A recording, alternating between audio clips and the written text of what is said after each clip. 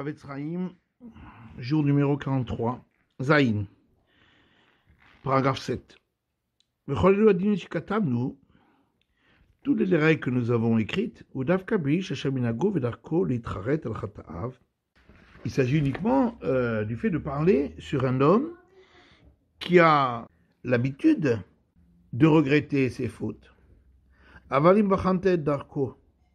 Mais si tu as bien vérifié sa manière de se conduire, qu'il n'y a pas la crainte de Dieu Tout-Puissant devant ses yeux, toujours il se tiendra dans un chemin qui n'est pas bon, comme celui qui a complètement enlevé de lui le joug de la royauté du ciel,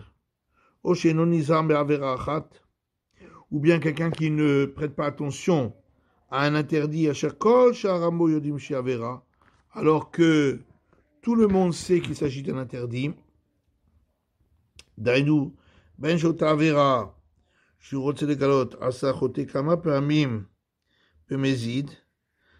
que cette faute qu'il veut lui dévoiler, eh bien le fauteur l'a fait à plusieurs reprises, volontairement, ou qu'il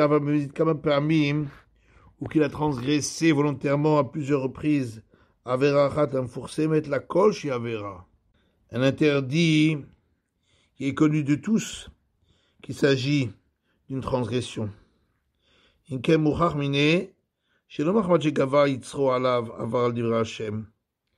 donc, il est évident de sa conduite que ce n'était pas parce que son mauvais penchant, une fois a eu prise sur lui, et c'est pourquoi il a transgressé les paroles de l'Éternel. Seulement lui, il fait ce qu'il veut. Et la crainte de Dieu Tout-Puissant n'est pas devant ses yeux. C'est pourquoi on a le droit de lui faire honte, de saper bigluto, et de raconter ses mauvaises actions, que ce soit devant lui ou pas devant lui. Et s'il fait un acte, ou qu'il prononce une parole, et on pourrait le juger du bon côté ou du mauvais côté, dans ce cas-là, il faut le juger même du mauvais côté, puisque il est reconnu comme étant un impie total, pour tous les autres sujets.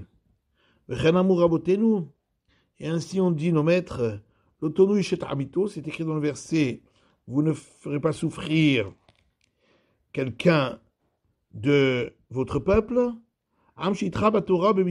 seulement si il est dans ton peuple avec toi pour la pratique de la Torah et des commandements. Alors ne le fais pas souffrir par des paroles. Mais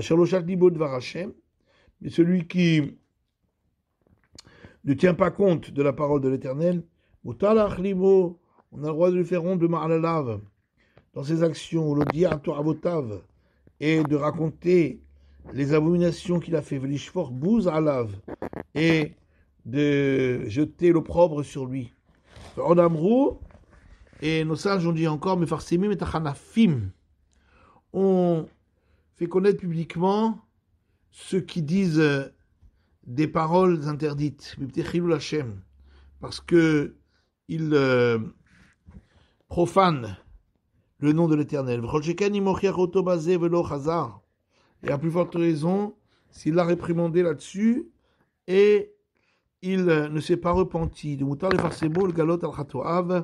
On a le droit de le faire savoir publiquement et de dévoiler ses fautes, Bishar Batrabim, devant tout le monde, et de lui faire honte, jusqu'à ce qu'il se repentisse. Comme a écrit Maïmonide, Besov Perek, Vav Milchot Derot, à la fin du 6e chapitre des règles concernant les manières de se conduire.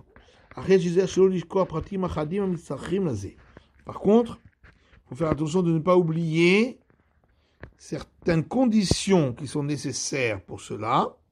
Uktaftim Be'er Maim Chaim, et je les ai écrites dans le commentaire Be'er Maim Chaim. Chet, paragraphe 8. Que chez Beddin Omrim Adam Din Echad, lorsque le tribunal dit à un homme une règle qu'il doit suivre, concernant une obligation de sa part, que ce soit, si ça concerne des sujets qui sont en lien avec la relation avec le Créateur, ou qui sont en lien avec la relation avec autrui, et la personne en question ne veut pas accomplir cela d'aucune manière que ce soit, il n'y a aucune justification au fait qu'il ne l'accomplit pas. On a le droit de raconter le mal qu'il fait, et même d'écrire la mauvaise action qu'il a faite dans le registre des souvenirs pour des générations et des générations. Maintenant, s'il a donné une réponse en donnant des prétextes, j'ai lu le fil d'avar sur la lèvre, que ça dépend en réalité de différentes choses qui dépendent du règne de la pensée. Dinokar. Alors la règle est la suivante. Si nous comprenons que cette réponse qu'il donne n'est pas juste, c'est juste pour que nous arrêtions de penser à lui. Nous n'avons pas besoin de le croire. On a le droit de dire du mal de lui, va faire Shom Kanal, et même de noter ce qu'il a fait, comme on l'a vu. Par contre, s'il y a un doute, dans ce cas-là, on n'aura pas le droit de dire du mal de lui.